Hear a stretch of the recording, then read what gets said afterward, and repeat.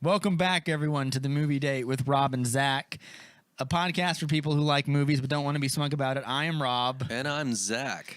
And, boy...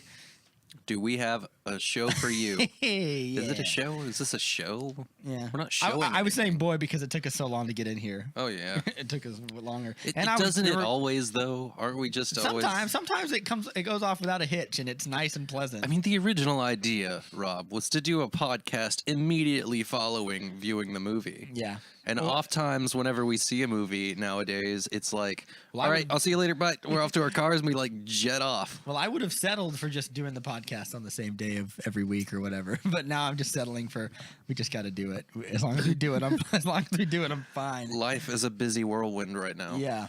But we saw Solo, a Star Wars story. And it was that. A story of Star Wars. Yeah.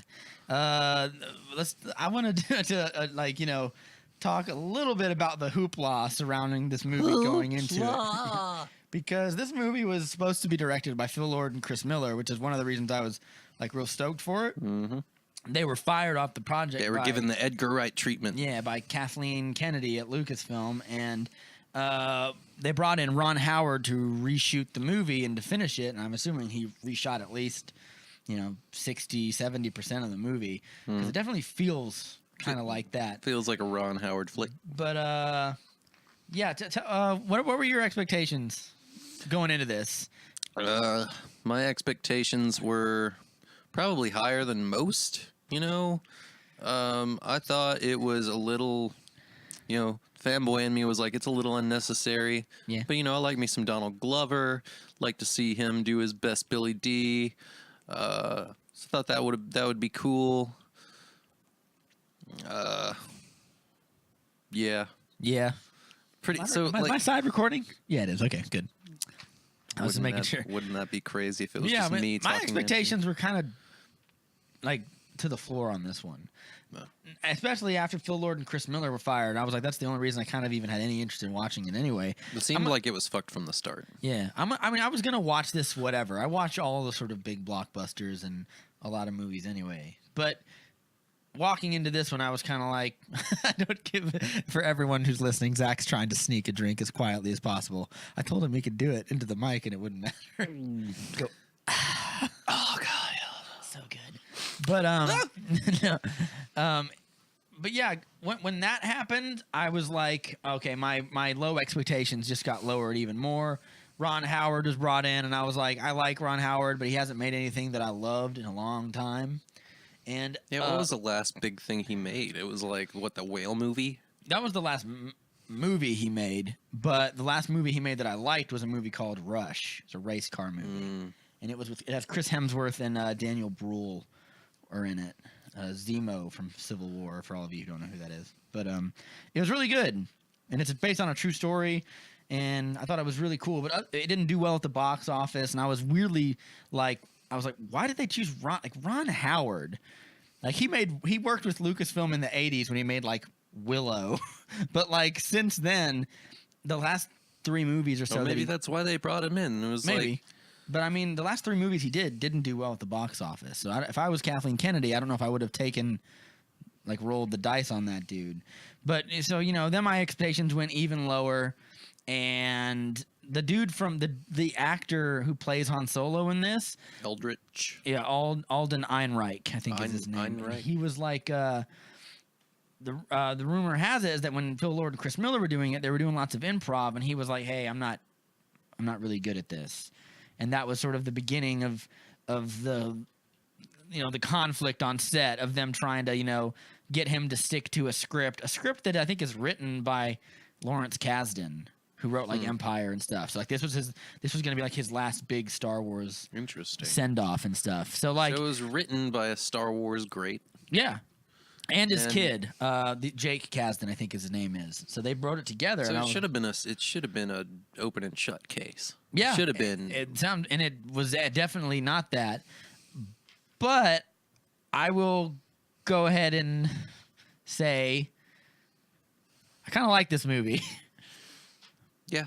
Yeah. I mean, I liked. I mean, maybe it's because my expectations were on the floor, but also it was that when the movie came out, I was seeing all these reviews of some people saying Solo, the Star Wars story, is the unnecessary, terrible thing we thought it was going to be, and I was like, man, fuck those people. Here's what I say: put it next to Rogue One, and let's just take the the spin-off Star Wars, and just kind of like look at them together. Sure.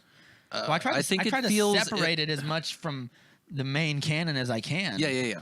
So I'm looking at Rogue One and I'm looking at Solo, and they both feel, like spin-offs. Yeah. But they both feel very much their own movie in their own little unique ways. Yeah. But they both kind of have like the same feel, like Grittier, a little darker. Yeah, grittier, darker. Maybe not darker, but like a little more morally gray. Mature. Yeah. They feel more mature. Yeah. I feel there are moments in Solo that are like whimsical and kind of that childlike Star Warsian kind of feel, but most of it feels kind of grown up.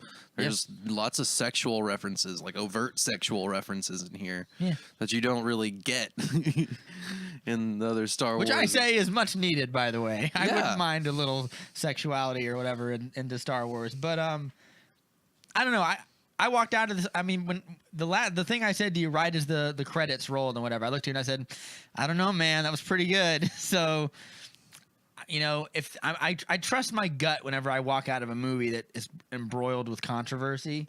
So when this movie came out, it was getting I would see commercials on TV and it had all the critics logos and stuff on it. Mm-hmm. Solo was great, awesome, Star Wars fun. And then I was like, all right, where are the internet trolls? What are they saying?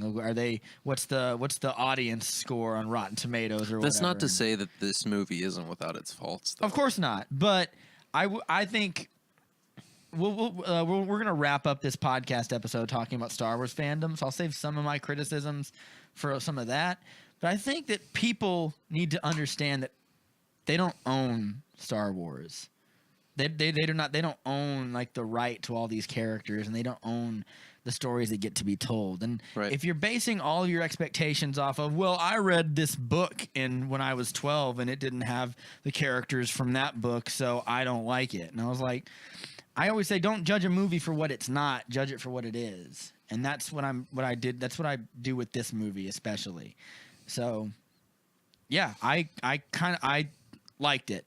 There's some definite problems with it, and I'll even go a little further and say I think it's a little paint by numbers as far as what the plot is. Mm-hmm. There's a lot of twists and turns that I kind of see coming.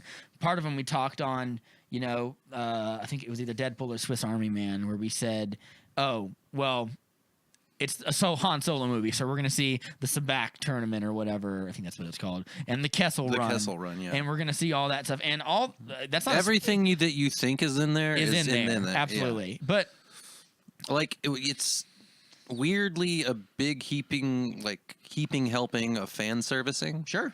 And also it does a lot of subverting of your expectations as well. Yeah. And I think that it's, let's go ahead and get into some spoiler-free specifics, I guess. I think the best thing about this movie is performance/characters. The dude who plays Han Solo feels like a young Han Solo. He's a little naive, but he's got all the swagger. He's got a couple of good jokes in the movie, and not even jokes, but crazy funny things happened to him that kind of happened to Han Solo, and I was like, yeah, I can see this. I can see why they picked him. And if he wasn't comfortable with improv and he just wanted to stick to the script, there's a lot of moments, he did a good job at that. There's a lot of moments that weirdly feel like the trash compactor moment from the original Star Wars. That trash compactor scene is the one part in that whole movie that's just weird. It doesn't fit it anywhere. What's going on? It's comedy. It's straight up comedy, and you don't get their faces, their reactions, their weird screams and stuff. Yeah. So there's a lot of that touched and speckled in there. Yeah, I think all the performances and the chemistry, especially between Han Solo and I've already forgot her name, Cara. Emilia Clarke from Game of Thrones is the actress, the mother of dragons. They're really good together and really charming. Him and Woody Harrelson, his blossoming relationship with Chewbacca is great. Mm-hmm. Although there is one. The bad guy is crazy for no reason. I didn't care for that very much. It's sort of like it's the what's the dude from Luke Cage, Diamondback. Yeah, he's just crazy for no reason, which I always think is a. No, he's got a reason because he's got superiors. Yeah, but and so that's the reason why he's so mean. And but that's not a reason. That's just something that we're told in the movie. But like they could have done more to like give him as a person real reason. Yeah, he's a pretty baseless villain. Yeah. Yeah. But it's Paul Bettany. It's the Vision, useless in Infinity War. Which is kind of weird because I was just like, when I saw him, I was like, ugh, that's kind of like the exact reaction because I was like, I'm already kind of tired of seeing you in all the Marvel movies. Like, why do you get to be in Star Wars? I didn't hate him in this, but I just thought that it was fine. Like, he's fine.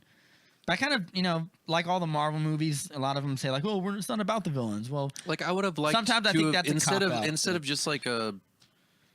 Forgive me for saying this, but I think that could have been a moment where they did a little bit of that diversity. They could have put like, someone like a cool alien there. Well, here's or something. The scoop. Like the guy not just fucking boring white guy Paul Bettany.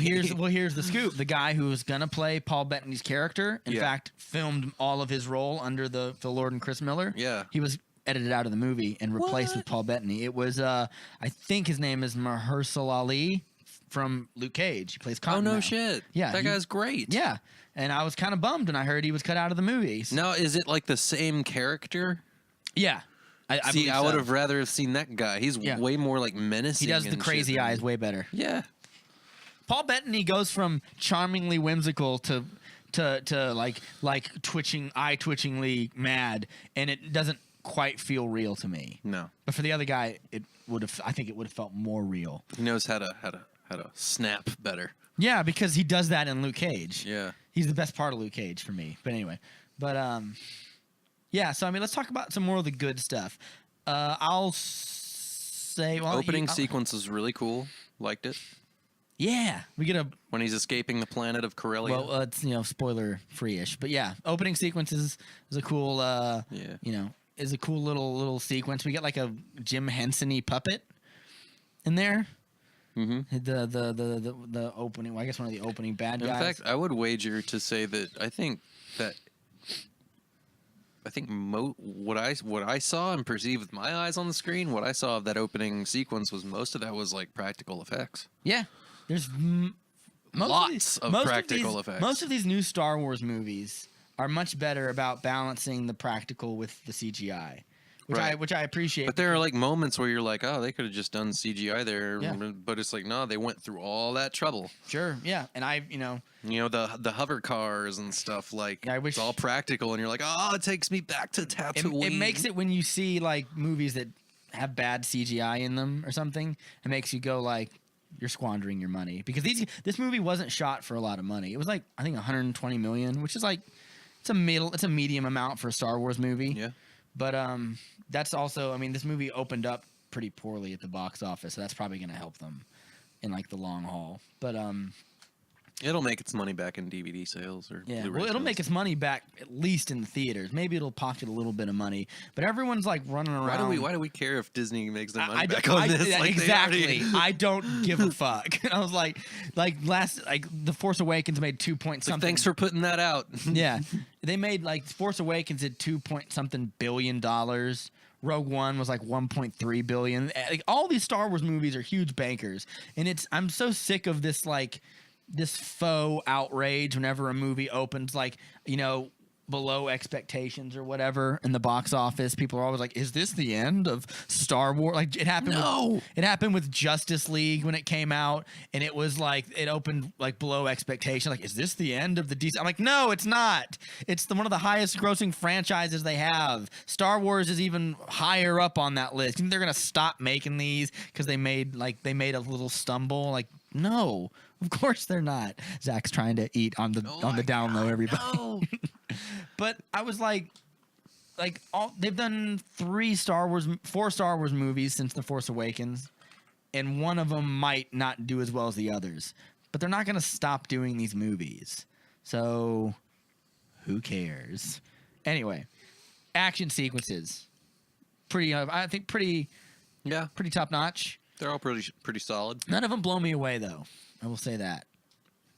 But I don't think it's like this isn't a movie that's about like you know, like in The Last Jedi when Rey and Kylo Ren have that cool lightsaber fight against those guards, and you're like, that's really good. This movie isn't about lightsaber fights. Exactly. It's not about you know, cool action sequences. It's about the criminal underworld. But I think like the shit you got to do in this. Yeah, but I think we get cool we get cool set pieces and cool like heist sequences that I really like. What I think's cool about these you know, these spin-off movies is that all two of them. Yeah, all two of them is that they paint a really good picture of neutrality. You know, the people with gray motives. Yeah, I want more of that. Yeah, especially Rogue One opens up with Cassian Andor murdering a guy in an alley. Yep, that's pretty. And he's supposed to be the good guy. It's pretty he's bleak. Supposed to be the guy you're rooting for. And it shows that, like, you know, even on some of the newer movies, like even in The Last Jedi, you know, we talk about like, you know, the people that sell to the Republic also sell weapons to the First Order.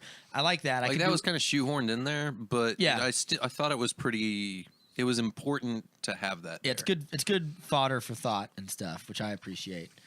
And yeah, I want more of that. Like all these spin-off movies, I could do with some more.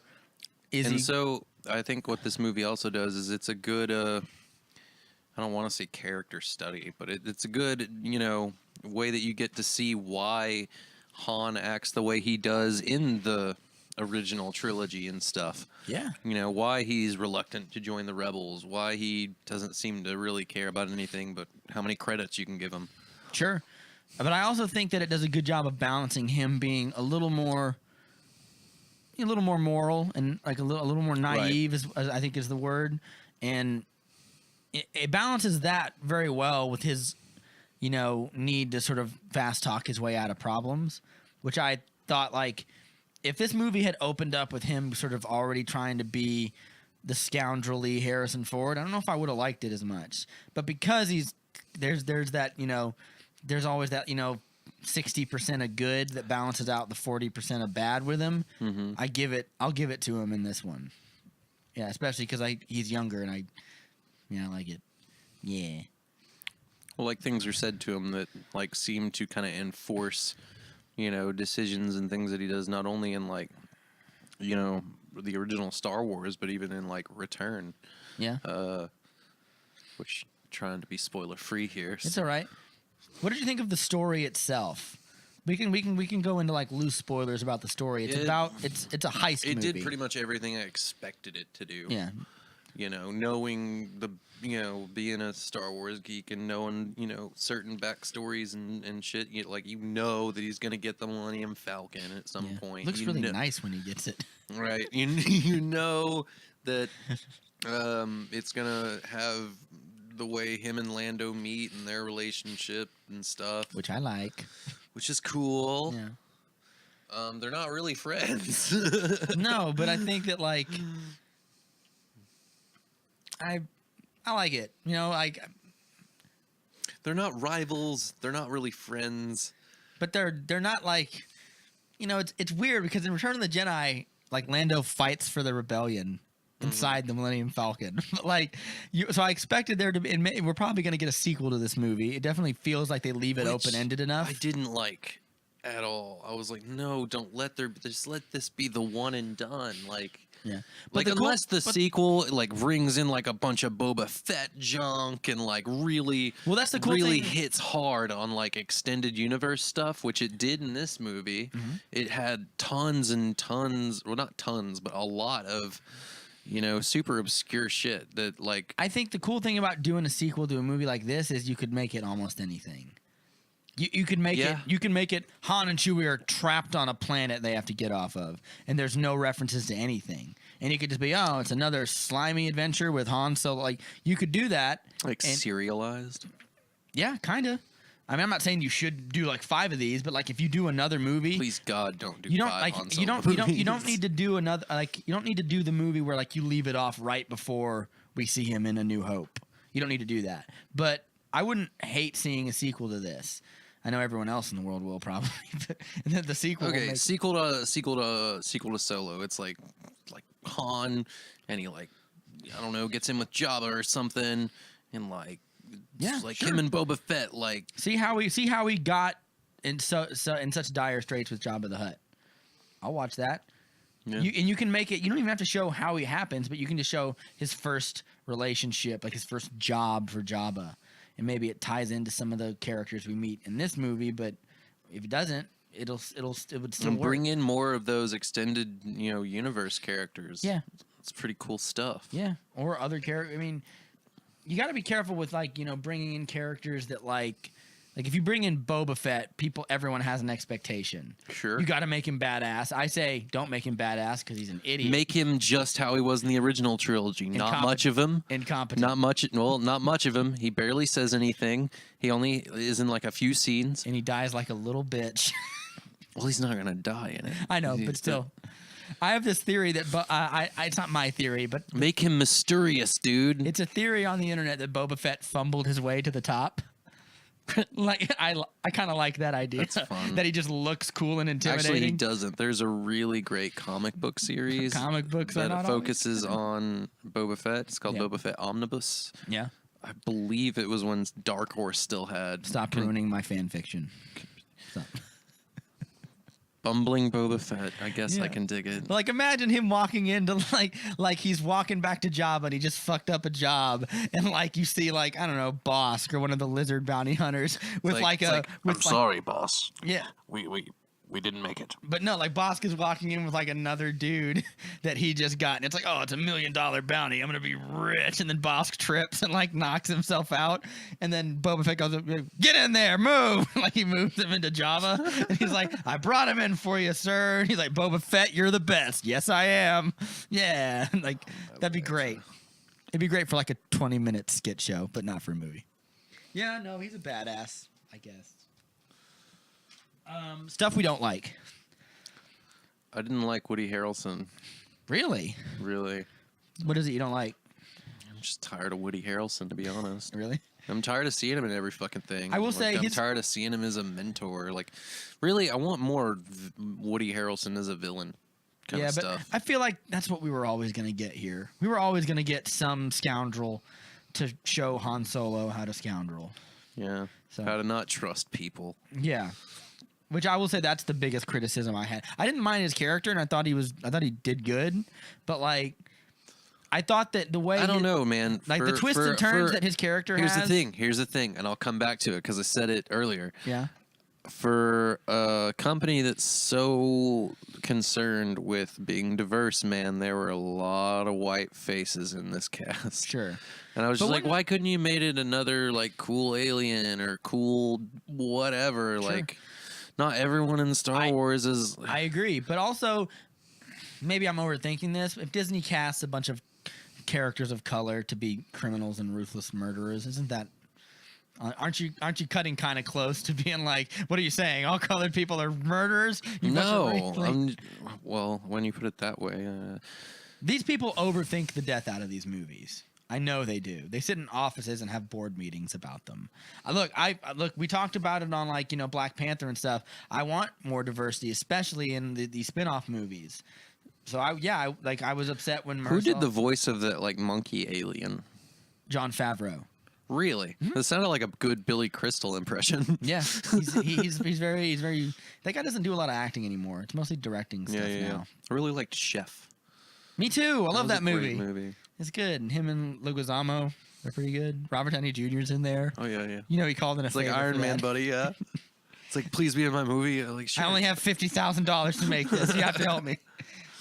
Dustin Hoffman's in it before he was shamed by sexual assault scandals. Cha-cha. Yeah. Didn't he die too? No, he's still alive. Oh. Segue. We got off on a tangent. But yeah, I was like, you could have just replaced, I don't know. It's a dumb thing to complain about, maybe. I don't know, but... What, lack of diversity? Yeah. No, I don't think it's a dumb thing to complain about. I mean, we're going to get off another tangent, that's fine, but I was reading an article the other day, and it was about it was an Asian dude, and he's been in, some cool action movies and stuff, and, he's one of, He was rated number 10 sexiest man alive 2016. So it was or whatever. the Miami Vice guy. I can't remember who he was, but he's he's an actor in Hollywood, and he was like talking about like it's slim pickings out here for people of color to do like action roles. And he goes, here's the thing, like if you're doing an epic, like let's say you do like a movie, set in like the Crusades or whatever, you don't get to play like a shining Templar knight because it's not historically accurate. Right. You don't get to play James Bond because James Bond is a white dude. You don't get to play Jason Bourne because he's a white dude. And it's slim pickings out there to find. So if you're like of Asian descent, you're stuck to like ninja, Yeah, or syndicate like thug or something. Yeah, and he goes, and most of those movies suck. Is what he was really frank about. That is that they're not very good. And he goes, and when it's a character like of IP, like, and he got in the interview, he got kind of frustrated because he was talking about like, I love superheroes, and he goes, I'd love to play Batman one day or Superman, and I'll never get to do that, and that sucks. And I was like, so, writing more. The best he could probably hope for would be like Robin. Yeah. Like he was like, I'll never get to have like an iconic role of like I'll never get to be Spider-Man. Yeah, they put Matt Damon in a fucking movie about the Great Wall. Yeah. So I was like, it's okay for people to be upset. And the thing I say is like, it's not that you should change white roles to black. Make the new next James Bond Idris Elba, which I wouldn't have a problem with, but everyone else do will. it. Yeah, I don't have a problem with it. Hell, I've got a stand-up bit about it. My point is, write more nondescript roles and then just fill them with people of color sometimes. That's it. That's all you have to do. So I don't think it's a like a nitpick to say there's not a lot of people of color in this. I will say there's probably more in this than there are in other Star Wars movies. I'm not gonna lie. Here's the thing. It made me less interested and less invested in the characters. Yeah, Tandy Newton's in it, and then for like the first half. I don't know. It's just like seeing freaking Vision, and then like fucking Woody Harrelson just in there. It's just like how much pull do you have with this studio? Like, yeah, I don't know. No, I think it's it's perfectly valid. I'd like to see more colorful characters as long as they're done right. Not the only people that are going to complain about them are crazy neo-Nazis. But like you can't do it like the Ghostbusters reboot where you just do like we're gonna do this but make it women because that just makes everybody angry. Right. You have to just you have to do like Atomic Blonde. More aliens. Yeah. Right. I'm not even just saying like humans. Yeah. The Star Wars. More aliens. Yeah. The alien from Rogue One makes a cameo in here. That's what I was trying to whisper to you at the theater. Yeah. He's the guy with the mask thing on. I was like, that's the dude from Rogue One, isn't it? I think it is. Warwick Davis is in there. Well, there's a lot of different alien races in Star Wars that like pretty much look the same. Yeah, but I'm pretty sure that's him because he joins the rebellion later, and he joins Saw Gerrera, and they become like outcasts of the rebellion because they're too extreme. So like it's cool to think this is where he got his start when the rebellion was just beginning, and then he would become more radical as it goes on and join little things like that they don't take anything away from the movie, but they add extra sizzle to it, which I appreciate. Spoilers. Yeah. My bad thing is I didn't say my bad thing. Well, we can go and get into spoilers with the bad thing. I felt that the plot itself has a lot of paint by numbers. So like when Woody Harrelson shows up at the end and, oh, my other associate who is keeping an eye on you. I'm like, it's Woody Harrelson. It's lots of double crossing that you see coming a mile from the away. second he tells Han Solo, don't trust anybody. Like Indiana Jones in The Last Crusade. Didn't I tell you not to trust anybody, Mr. Jones? I was like, everyone saw that coming. Oh yeah. Yeah. So like that was dude, that double cross was like, oh my god. I saw that intersection from like. Yeah. Yeah. Well, Paul Bettany is kind of whatever. I like his lightsabery knife though. Vibroblade or whatever. Is that what it's called? I believe so. Yeah, it's pretty cool. If I know my Star Wars lore, yeah, I think it's a vibroblade. I like that we don't get a lightsaber battle in this movie. There is a lightsaber in this movie. We'll get to that in a second. But for like a second. But it's cool though. It's cool.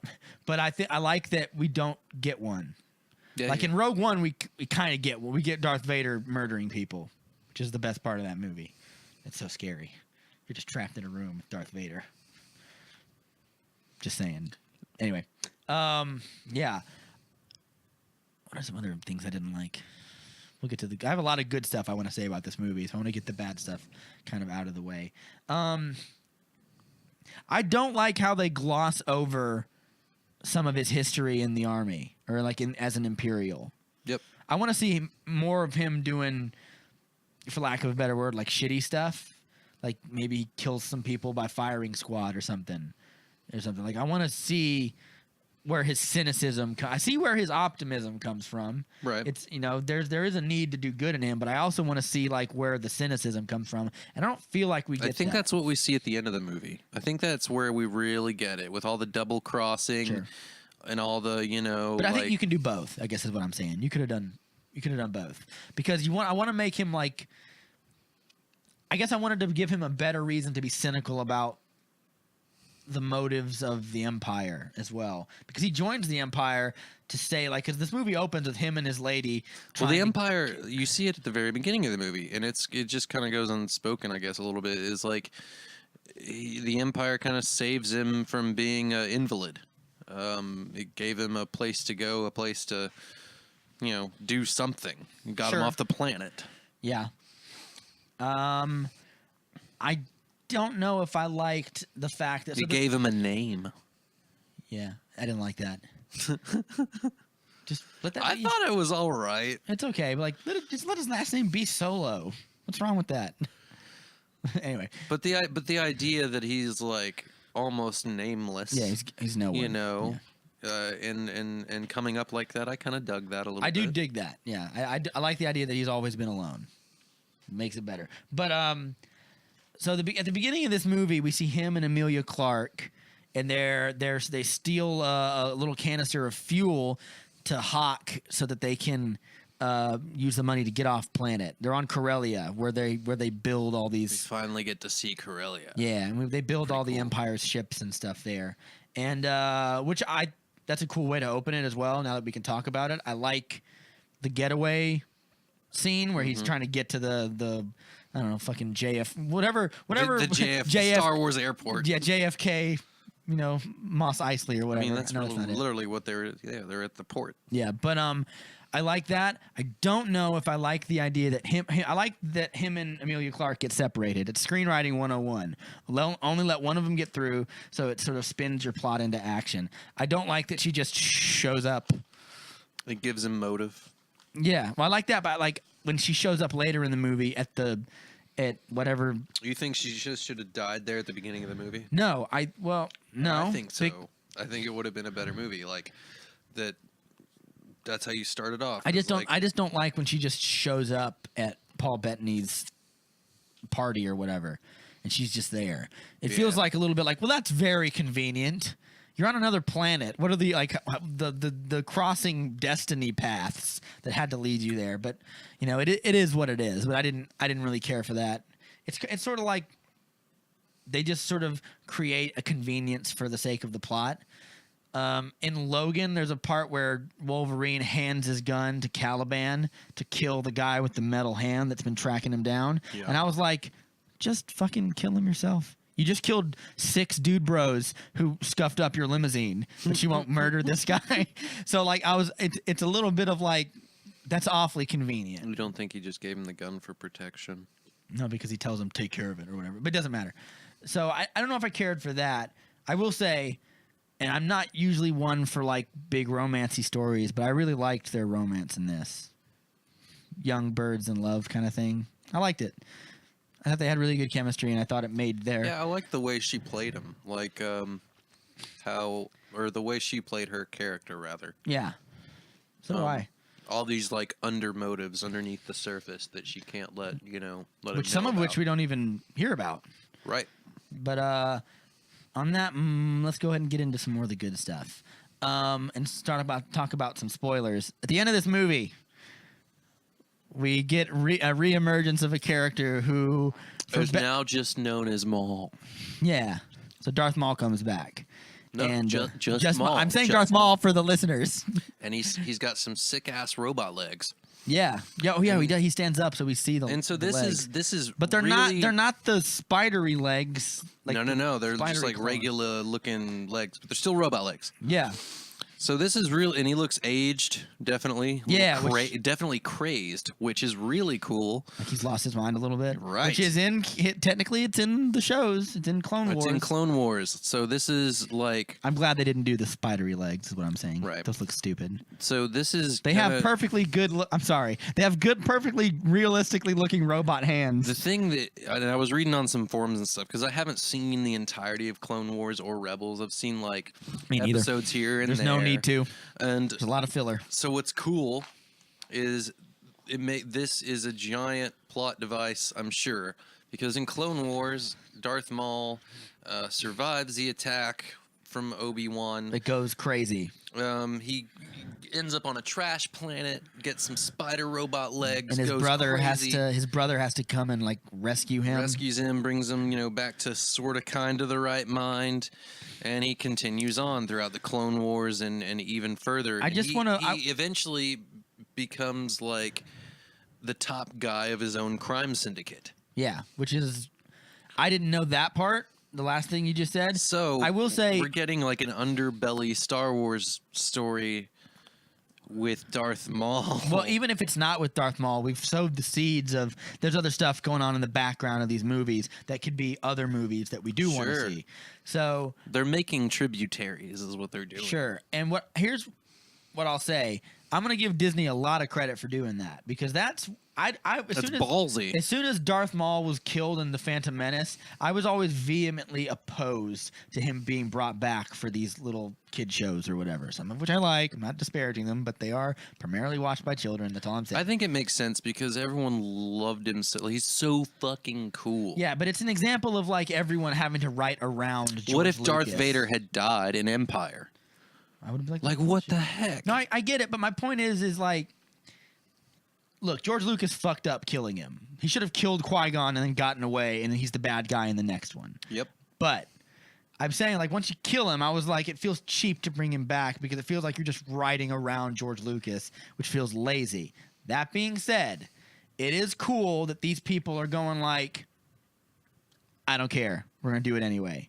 And it's cool that they're drawing from a They're TV. drawing from obscure shit. From a TV. I don't know about it's pretty. Well, not obscure, but it's- something that a lot of like. It's outside of the canon, and people who watch It's not movies it's don't not see super these. mainstream for your casual person who likes Just to goes see to the the Star movies, Wars yeah. movies. Yeah. I agree. For your 40-year-old that watched the original, or for your 50-year-old who watched the original trilogy in the theaters and shit, they're not gonna have seen Clone Wars, Yeah. you know. And I think that's awesome is that they're rewarding people who have put in a little legwork here, and I think that, the biggest. To me, what it said was, yeah, we're doing this stuff and we're making it new and we're making it fresh, and it's If you don't like it, and if you don't like it, boo. But it's still fucking cool, right? it is cool. Yeah, and they got the dude who voiced him, Peter Serafinowicz. It's like we That's haven't his voice forgotten about you, fanboys. We know you're Yeah. still fucking there. So here you go. And it shows that they're kind of fanboys too. Like whoever the writers of this are, being like, "What if we just bring Darth Maul back?"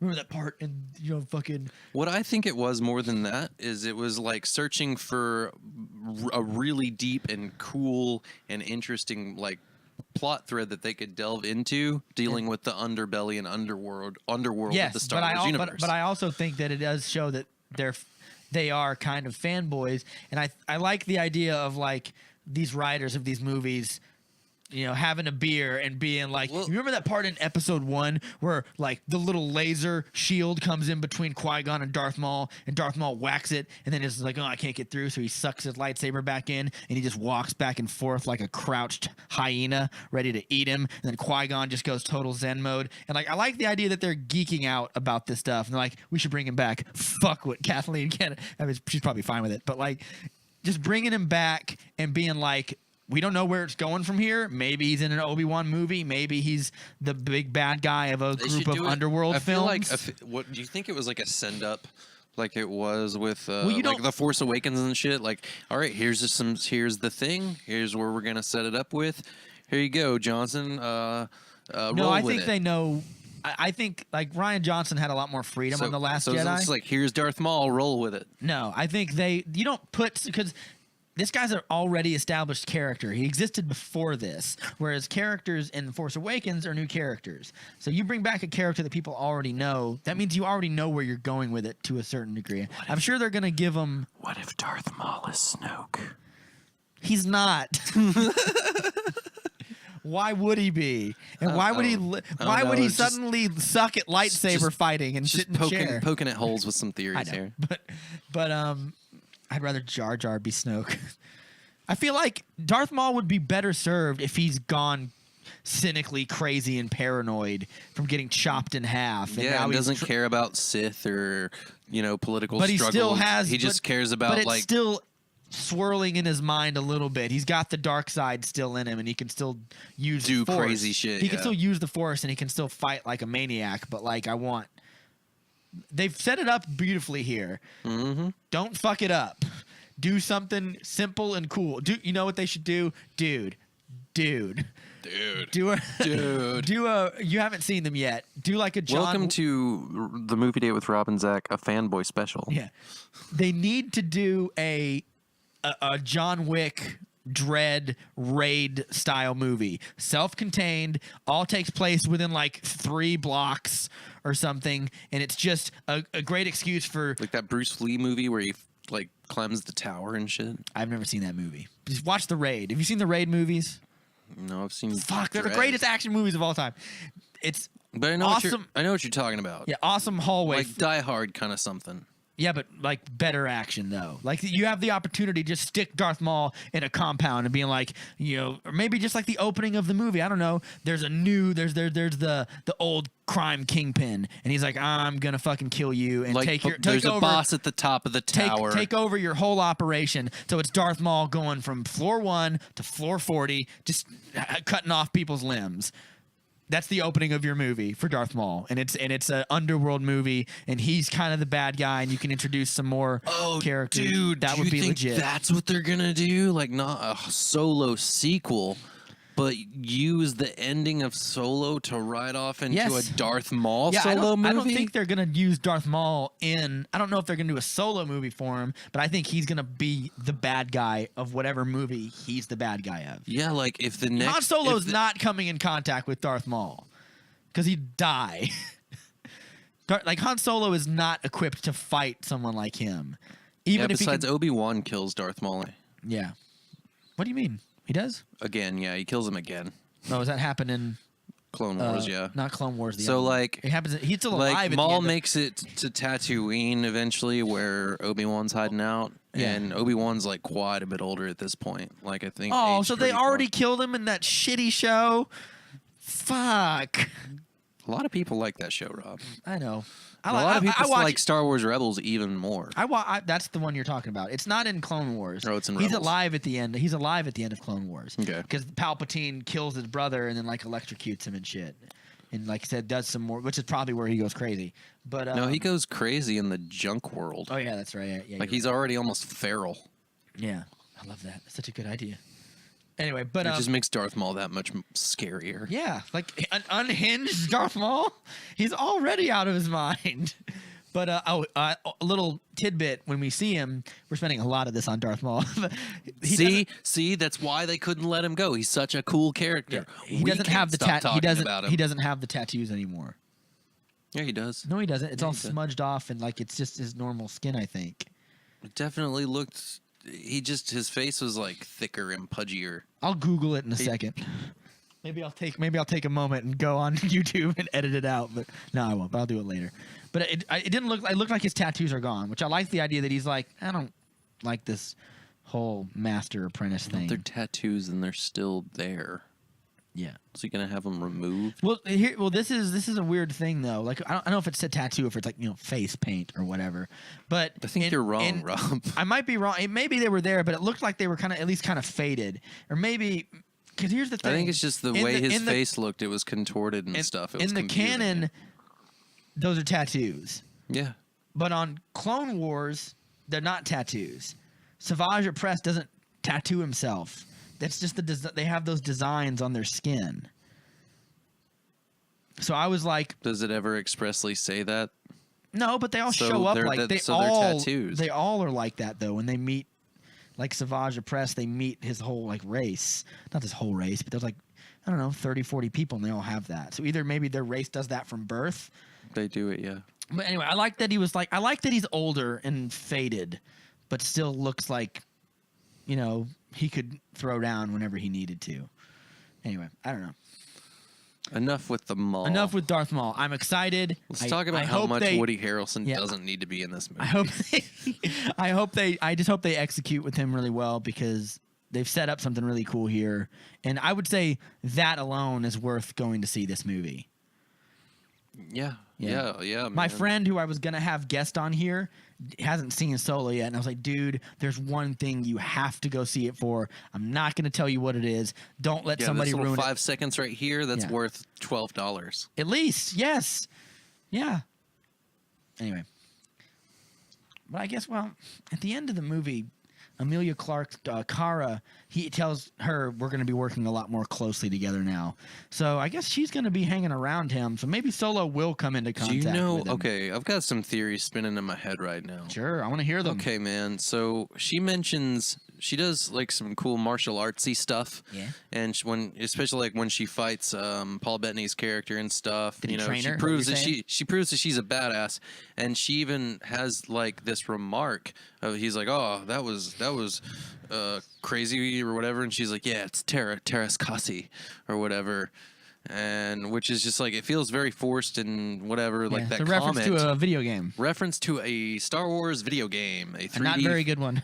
Yeah, for its time, it was ambitious. Sure. It was their Street Fighter. It was a 3D fighter. It was more like Soul Calibur, really. Virtual Anyway, it had fighter. weapons and stuff, and you could like throw your lightsaber, and it featured like a few very obscure characters like Mara Jade and stuff like Boba that. Fett's in there, but he has a gun, but he still punches you. Yeah. They need to make it like they need to redo that Injustice style, where you I can, would where you play can use the crap out of that where game. you can use the like, Masters of Terras Kasi 2, bring it back, please. Because in Please, Injustice- Electronic Arts. Because you ever like watch a movie and like if I was Superman, I would just use my heat vision all day long.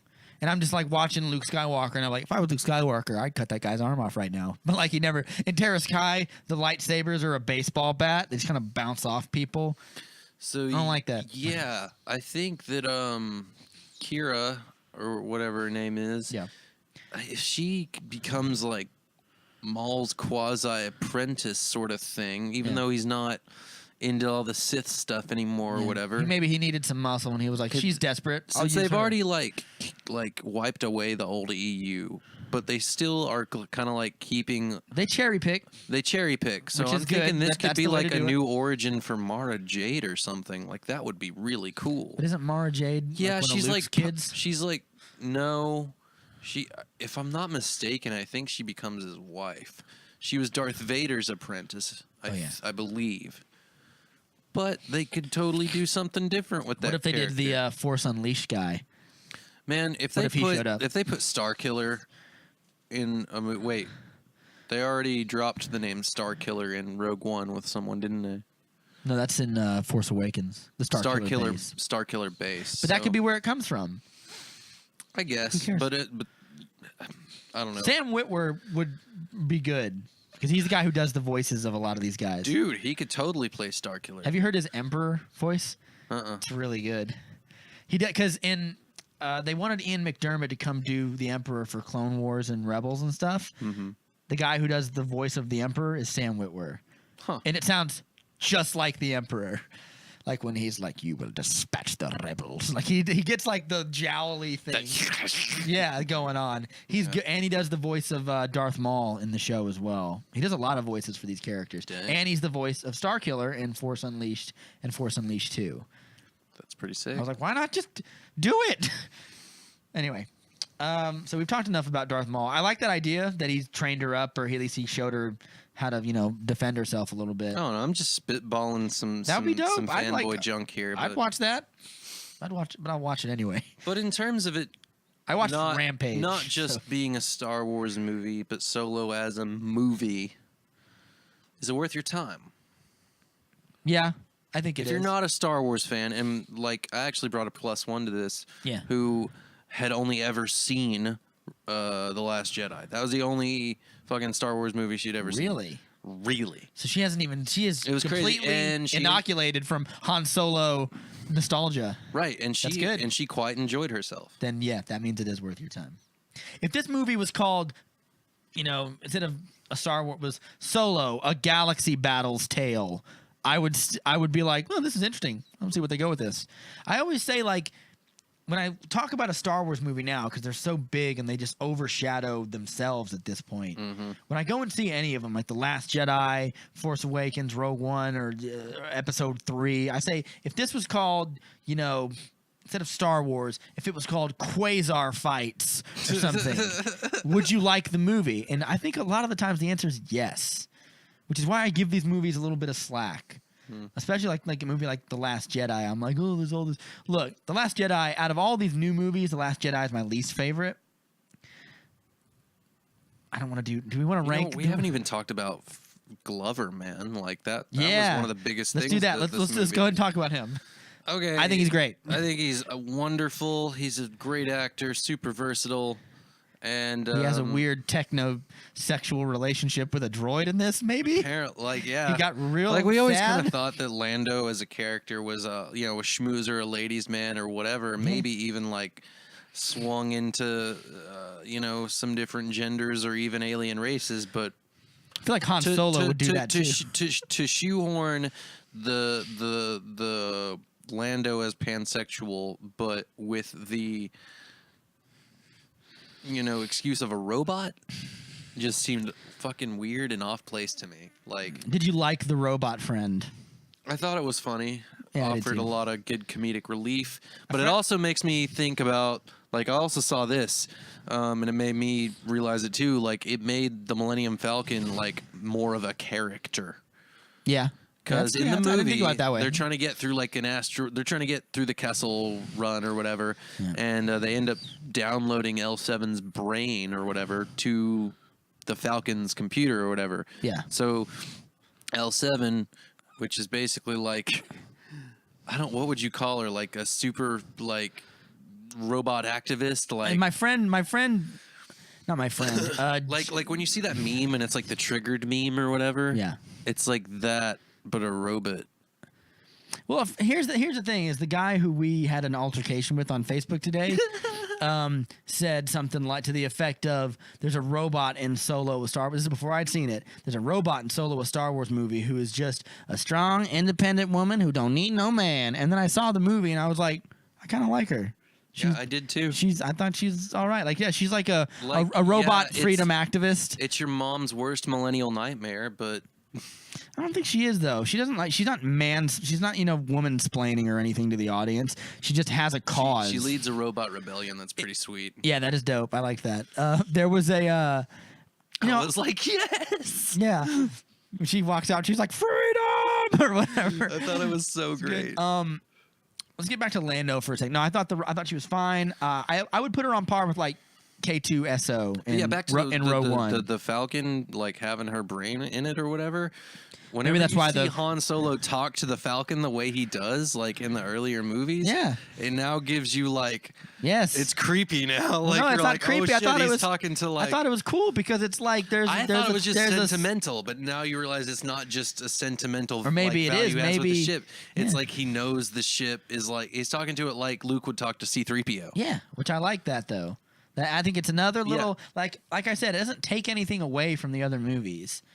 You can still watch those movies and interpret it however you want, but it sprinkles this in and it goes, if you want to think about it that way, it works. Or if you want to say, no, the brain didn't fully download or whatever. It just downloaded the navigation chart and that's it. Right. It's like explaining your way around midi-chlorians or something. Like I don't care. Either way is fine for me. So like I like the idea that she's kind of inside the Millennium Falcon she is the now. ship, essentially. Yeah. Getting back to Lando. I like the idea that Lando in the movie is kind of an enigma. But also that he's as dishonest as Han Solo. So more so. Yeah, in the movie when they go to get his ship, there's a big chain on it. It's been impounded, and he definitely knew that before he like offered his services. So even if Han had lost, he didn't have a ship, and if Lando had do lost, see he that didn't they're- have a ship either. Like, you kind of see how, even though they're at odds with one another a lot in this movie, Yeah. and they don't really necessarily like each other, Yeah. they are very kindred spirits, and they're more alike than they both care to Sure. admit. Also, there's a great joke Lando says when he's, "Oh, I'd hate to work in a mine," or something like that, and I'm like, 2 movies, buddy. 2 movies from now, or whatever. But so I liked that. It is weird that Lando goes from being, an underworld guy to being when you see him in Empire, he's kind of he's still, he's still charming, but he's kind of a lot more straight laced. Yeah, he's like a mayor and shit. Yeah, so I'd like to see, if we have a sequel to this, I'd like to see Lando maybe having a conversation about like, I'm as trying if- to get into local politics. And It's I'm as if doing Lando under-the-table gained deals." all of his notoriety and clout from infamy. Sure, I can feel that, but I think one thing that would make this go a lot further is if we see him being like an under the table political corrupter. Like he does dirty jobs for politicians, and then one day he says, "All right, well now I want to be a politician, so you're going to play ball with me on this." That'd be cool. He would do something like that. Yeah. Yeah. Yeah, I like that. Was there enough of him in this movie for you? Was there enough? Well, when I think we got a little too much was when like L7 was like getting ripped to shreds, and you get this moment where Donald Glover like goes full on like losing it and like runs out onto the battlefield and is, like gets shot and like tries to pick up the pieces of his robot. He's like, no. I can and dig it's it, just though. like so hammy, and it doesn't take itself seriously at all, and it's funny as hell. But I'm just like, all right, I didn't Yeah, really expect that from you- Lando. Here's the thing about that. I don't feel like it's not even an opinion. They just don't explain enough about his history with K or L7. Right. So you They don't just know kinda, why like- he's freaks out. I think I didn't mind the idea of filling in the gaps with my mind. It's like, but I feel they like try to present these characters that, like with the pansexuality and all that stuff, but they just skirt around it. Yeah. You know what I mean? because it's Disney. Maybe they don't want to deal with the shit. But I feel like a better example of a robot that we kind of develop admiration for, and then when they die, you're like, oh no, is K2SO in Rogue One. He's kind of he's like the opposite of her. Like she wants to rock the boat. He's like all about logic and doing stuff kind of like by the book, and everything needs to be fitted out or whatever. So I kind of, Right. That's why I kind of liked it. It fit with this movie because it was, it was more wacky and more like cut and loose, so to speak, than Rogue One. Rogue One was pretty grim and dire and serious. Yeah. Still has an awesome third act though. Oh, that space battle. This was Anyway. about, getting money and, Yeah. doing jobs. Do you like at the beginning? So let's trace the plot a little bit of this movie. Han and Cara are on Corellia. They save up some money so they can get out, and in their final break to get out, she gets captured, but he doesn't. So he gets off. He joins the army, and then he runs into some people in officers' uniforms who are not officers. They And are it's- not. Yeah, They're impersonators. and it's Woody Harrelson, Tandy Newton, Jon Favreau, and someone else that I'm forgetting. And they're there to scope out, a ship so that they can steal some power cord junk. Yes. Oh, little side note. I did like the way that he meets Chewbacca. Very good. I enjoyed that. I also enjoyed where he speaks Wookiee. Yeah. I thought that was good. Because, like, it's so funny and so stupid. It's, like, he just, like, gurgle. He's about to strangle you to death and bury your head in this mud and kill you. And he just makes this weird gurgly sound. And Chewie just goes, like, just twitches his head. And I was like, that's great. That's awesome. Yeah. They don't ham it up too much with him and Chewbacca. They don't, which I appreciate. They don't, like, He does do something stupid where he's all like one part I was just like, another like part that didn't need to be there. He's like, Chewbacca, huh? I'm gonna call you. You're gonna need a nickname. yeah, Like, just call him Chewie. Yeah. just say Chewie. That'd be like me going up to you and being like, Zachary, huh? That's not gonna fly. I gotta give you a nickname. Like, just call me Zach. Like, who talks like that? I don't know. Yeah, that was that. I'll agree there. I like though that they don't make a big deal. I mean, they have a few moments, but they don't like gild the lily with like big emotional moments between Han and Chewie. Like there's a moment where Chewie sees other Wookiees being tortured or whatever. Yeah, and he fucking goes and does what he wants to do. He doesn't go help Han Solo. But they take just long enough to see like, oh, but I like this dude that saved me. But then Han Solo just throws him his weapon and goes, go do what you got to do. And that's it. And then Chewie comes back and helps him out. There's no big life debt, like the idea that Chewie owes a life debt to Han Solo. Right, like it's as if their relationship is mutual. Yeah, it's mostly utilitarian, I would feel, actually. And you feel after a while, like maybe not in this movie, but I could see how after a while they've been around each other so long they have this shorthand, and they're like, well, I could leave him, but anyone else I would work with would never be as good as this because we've already developed this little thing that we've got. So why would I leave? So I like the idea. And, when Han Solo dies in The Force Awakens, spoiler alert, when he dies in Force Awakens and Chewie lets out that, like he gets real angry and just screams.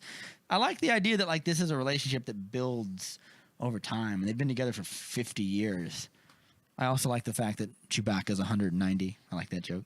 You look great. It's like, well, that was good. So the first heist when they're stealing the what's it called, coaxium? Yeah, axium fuel or whatever. So they're hijacking a train. Ships. Yeah, they're hijacking a train, and they get attacked by this other group of ne'er-do-wells that also know about this shipment.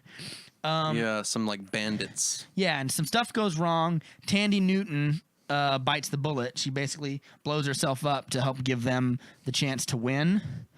And Jon Favreau also gets shot and killed.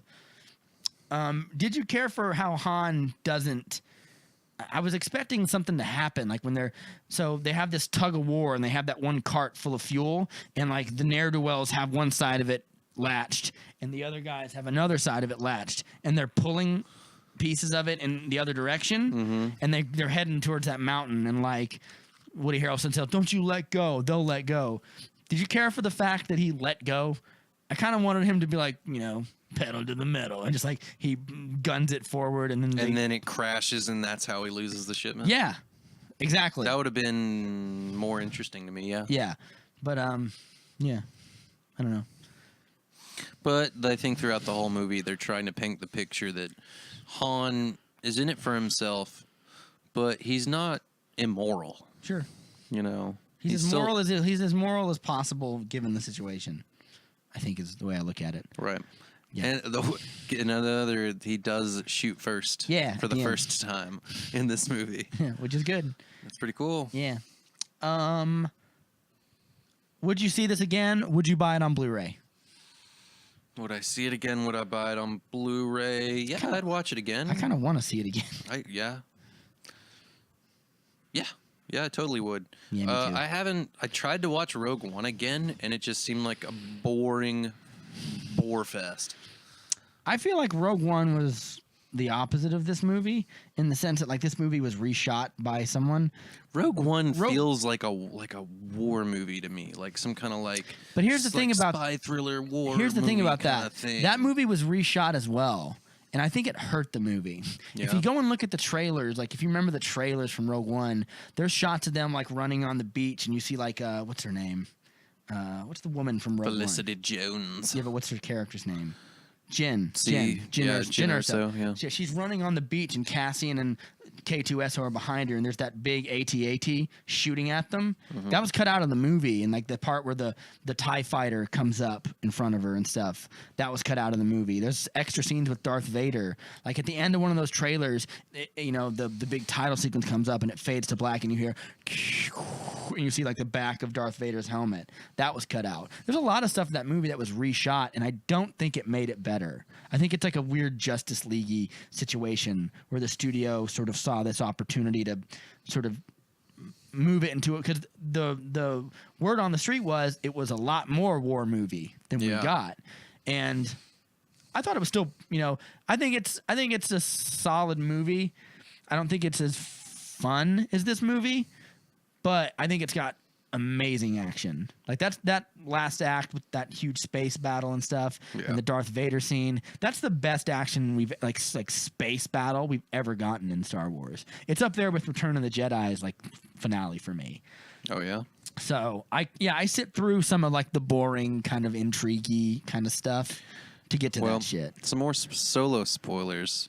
Yeah. The Kessel Run wasn't as cool as I thought it was going to be. No, but I do like the idea that the Kessel Run is inside of like a giant monster or whatever. Was that no, or was?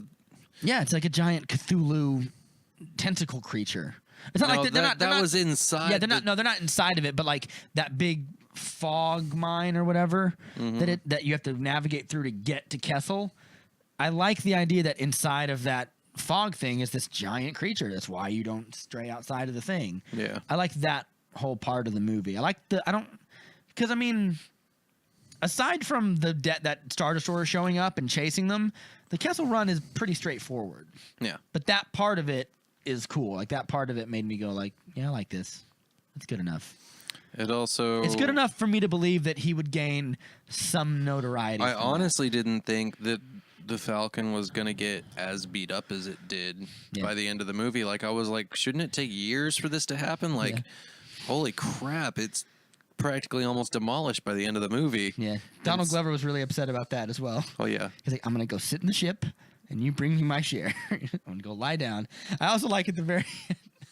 That's a great joke. I'm 99% sure Ron Howard did not write that joke, but he was like, "Oh yeah, we've got a whole fleet of 40 dudes inside that ship, and they're just waiting to." It takes off. And I was like, Yeah, man. Good stuff. That's totally a Lando movie. Just ghosts on Han. Yeah, it's pretty great. Let us talk before we wrap up about Star Wars fandom. Yeah, man. I know you have things to say. It's become a bubbling brew of toxicity. I feel like it has. Yeah. The chick from Last Jedi left Twitter because of so many people harassing her and stuff. It's like, look, this is not her. It's just a character in a movie. Yeah. And also, like, if you're going to be mad at anybody, then you shouldn't be mad in the first place. But if you're going to get pissy and for no reason, like the writers of the movie, maybe the people who wrote the script. And also, if it wasn't Star Wars, no one would care. And I know that's not always a genuine argument because it is Star Wars and it has this history. But it's like people my age are getting really just worked up about all this stuff, and it's like they forgot that the same thing happened when like the prequel movies came out. Like it's not. Yeah, you think the guy who plays Jar Jar Binks has an easy life? Right. Probably doesn't. It's not. The thing is these movies aren't for any particular group of people. Yeah. They're not for any one generation. Yeah. George Lucas they try so said, hard to be for everyone. Yeah, George Lucas has always said, like, I make these movies for kids. For kids. Yeah. And it's okay. It doesn't mean as an adult you can't like them. I like Pixar movies and they're for kids. But I think to say, do you think it would be weird if like a 35-year-old man was like, Lightning McQueen didn't have the number 95 sticker on him. I don't, it's the same. It's the exact same thing. It's like, just quit bitching and enjoy it. It's Star Wars. We should be grateful that they're still making these movies. Yeah. I would argue that they're not.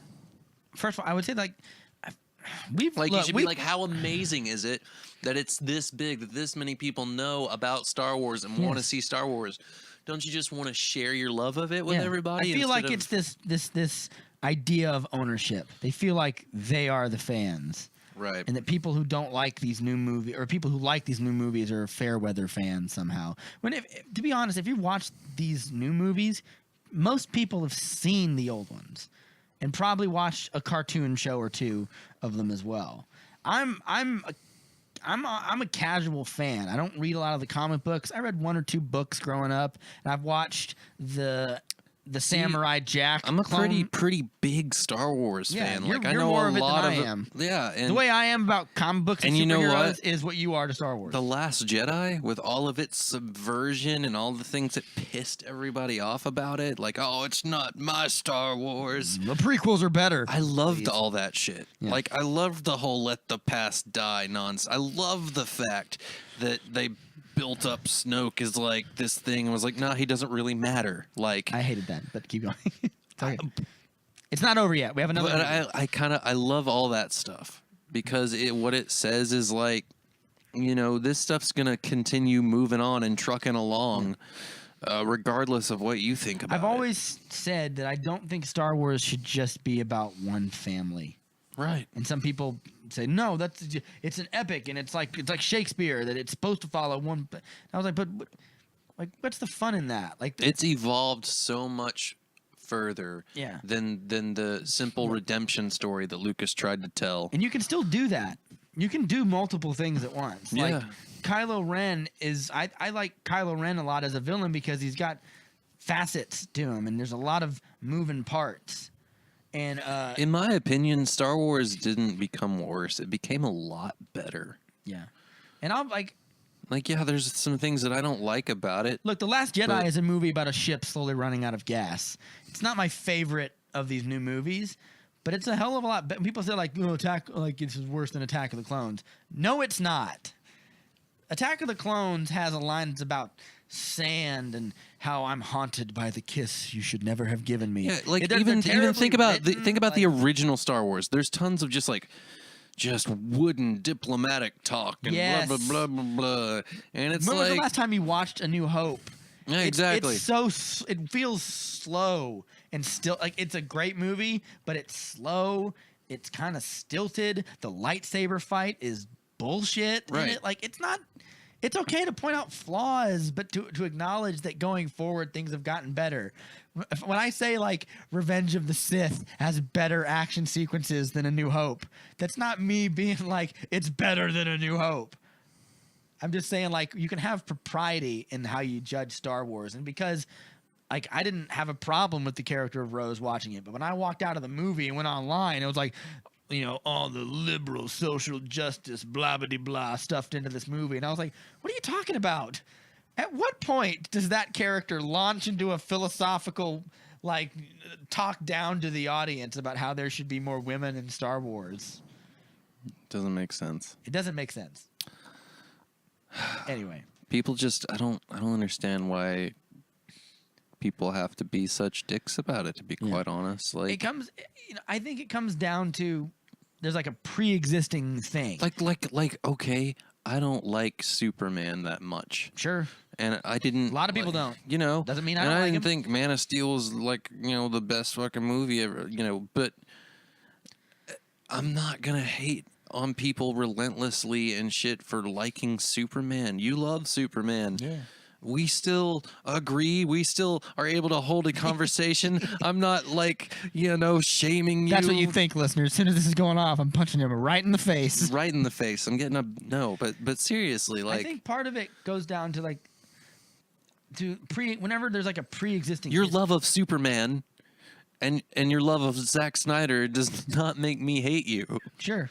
That's not the way things should be. But for some reason they are on the And internet. I'm not incapable of pointing out flaws in these movies. The only reason I harp on those movies is because I do think they get the raw end of the stick sometimes. And just in a similar way to like The Last Jedi, how there are things that you can not like about it, but you can't not like it for what it isn't. The Exactly. movie is not like a social justice tirade wrapped around a Star Wars movie. Like, did I like the way Snoke died? Not really, but there's another movie in this trilogy, and I imagine we're going to be getting a lot more of that.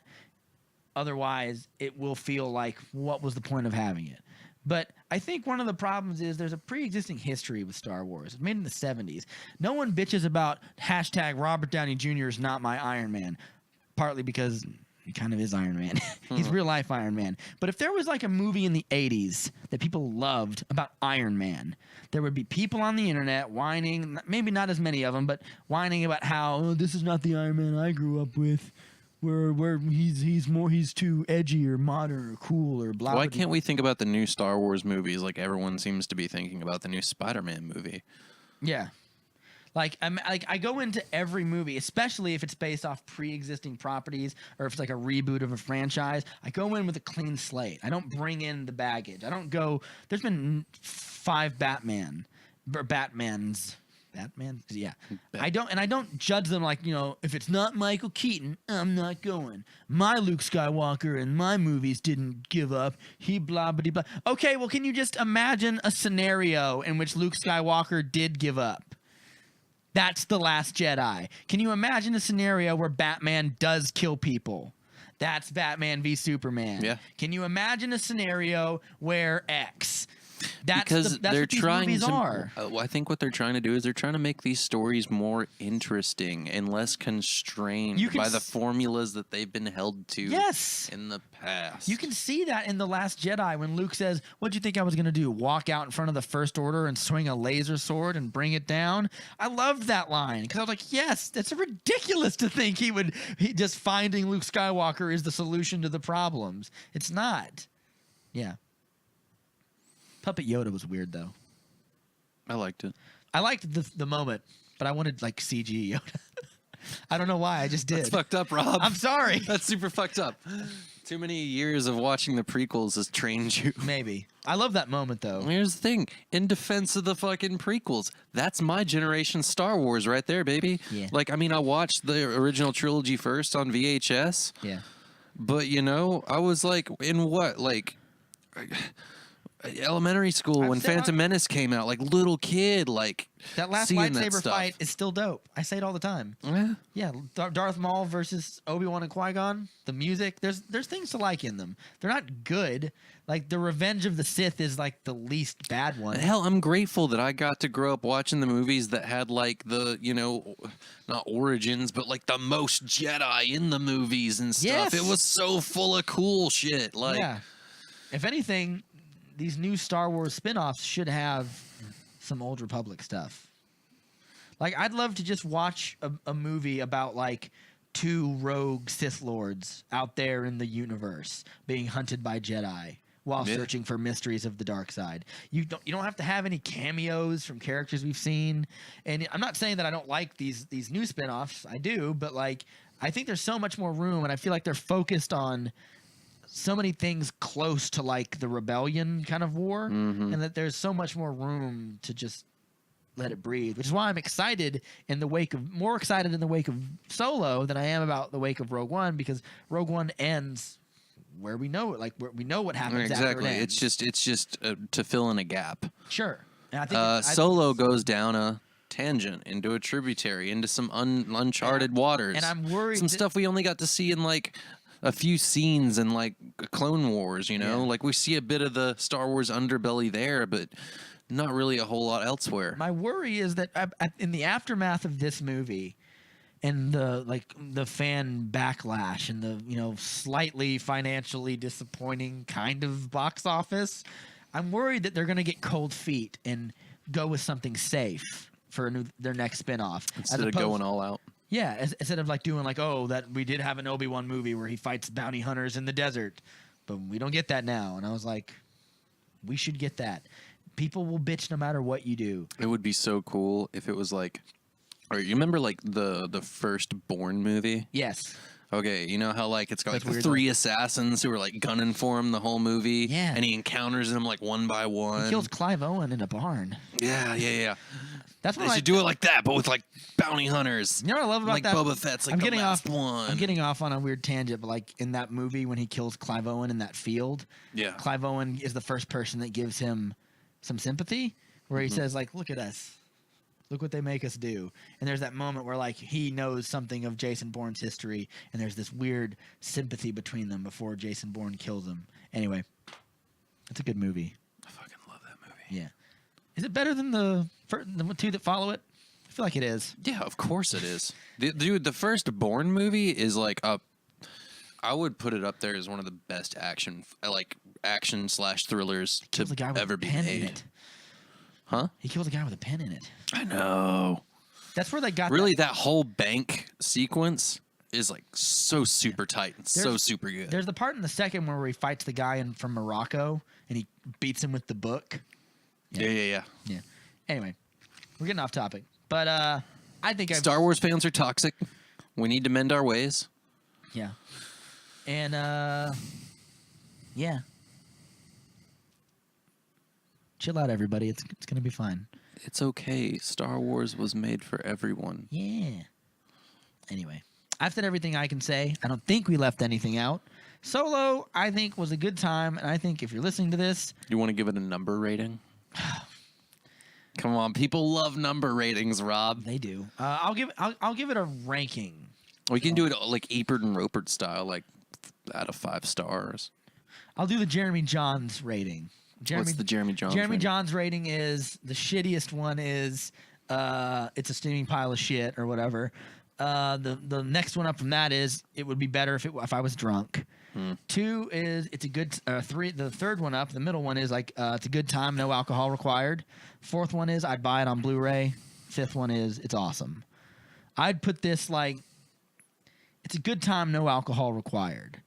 In fact, I'm almost at I'd buy it on Blu-ray. I know I said I would buy it on Blu-ray, but I feel like it's disingenuous of me to say that because I buy everything on Blu-ray. So Here's what I think. If your kid's like a good 13, 14, they've never seen a Star Wars movie, put this on them. See if they like it. yeah. And, you know, if you're one of those people who've like, I've been hearing a lot of backlash. I wasn't excited about this. I'm not always happy with this new Disney direction that Star Wars is going. Hell, if Give you're a it a fan, try. if you're a Donald Glover fan, watch this movie. Yeah. There's something If for you. here's what I'll say. If you're a Guardians of the Galaxy fan, Sure. this is kind of up your alley. If the new kind of destiny of Disney's main canon isn't for you, try this. And I think I mean, I really do like this better than it sounds like I'm saying. Like I like this overall. I think it's better than Rogue One. Yep. I think I liked it more than Rogue One. I think it's the funnest of these, new 4 Star Wars movies. I think there's a lot to like here, and I think that There's no talk about the Force in this movie at all. There's no In fact, I destiny. looked for it. There is not a single reference to the Force. no one even says "May the Force be with you." I don't know It's about that. great. I don't even know if that's true, but I didn't feel like someone said it. No, I'm almost 100% certain that Aside there's from Darth, I mean, I guess Darth Maul, but he doesn't mention the Force. no. Yeah, There's no talk about the Force, man, and it's great. this is closest to what a spin-off Star Wars movie should be. If you here's the best way to look at it. When someone goes in and you hear they're doing a reboot of, I don't know, pick any character. Miami Vice, I meant like of a character because it's like about Han Tomb Solo. Raider. Like or Tomb Raider, or like they're doing a new Han, or like anything that has a pre-existing property, a new Spider-Man. Look at it like they just hired a new artist and writer to write a new Spider-Man comic. Do they tell those writers, you need to do the greatest hits, you need to do what people expect, and you don't need to rock the boat? No writer wants to do that. They want to come in and they want to try do their take. They want to try something new, but honor the lore, but also maybe make some new fans along the way. That's exactly how I see this and virtually every piece of like big franchisee movie. Mm-hmm. That's the best thing I can say. This has been a movie date with Rob and Zach, a podcast for people who like movies but don't want to be smug about it. I think we did pretty good on that one. And for this pod, I don't think we're pretty smug free. Wait. We can't end it yet. Oh, we can't? What are we doing next? We got to let the peeps know what's down the pipe. Oh, that's a good question. Well, it took us a while to get in here, so we haven't really talked about that. When is Incredibles 2 coming out? I believe it comes out in like a week. We There's should do that also- one next. We haven't done an animated film. That is true. There's also a horror movie that people are raving about called Hereditary that is supposed to be good as well.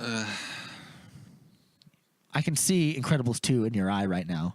The glare in your pupil is the eye on top of The Incredibles. I'm just trying to think, like, what else am I? Well, we should do a Pixar episode. All right, look, and watch there's The Incredibles 2, and then there's also this, Cobra Kai. We still got to do Cobra Kai. There's also this film by one of the guys who's on Atlanta. And it's a movie about like telemarketing and stuff, but it's supposed to be. I saw like, that. Not Do Not Disturb. Thank You for Calling. It's like one of those kind of like it's a 3-word. It reminded me of like Thank You for Smoking. Honestly, yeah, like the same vein, like this weird. Danny Glover is in it. Yeah, dude. Yeah, Do he's your in it. white guy voice. I know the movie you're talking about. Yeah. It's the guy from Get Out who gets captured and turned into a it's- white man. Are you sure? The main character, who's talking to Dan. He's sitting next to Danny Glover. He's the guy who in Get Out, not the main character, but he's one of the other black dude who gets turned into like the Uncle Tommy white guy. I'm looking for it, man. Yeah.